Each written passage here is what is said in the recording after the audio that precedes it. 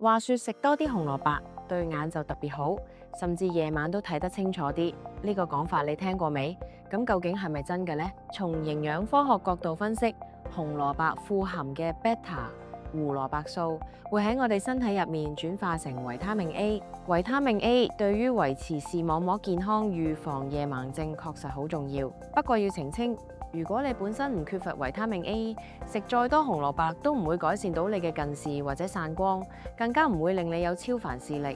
轉個角度，用中醫理論嚟睇，紅蘿蔔屬性平和，可以入肝經，有養肝明目嘅作用。中醫常講肝開竅於目，肝血充足，我哋對眼先會得到滋養，睇嘢自然清晰，唔易乾澀疲勞。所以結論係紅蘿蔔對眼睛有益，但唔係萬靈丹。想全面護眼，飲食一定要多元化，例如食多啲含葉黃素嘅深綠色蔬菜，好似菠菜，同埋養肝血嘅杞子、藍莓。記住，均衡營養，再配合良好用眼習慣，先係真正嘅護眼之道。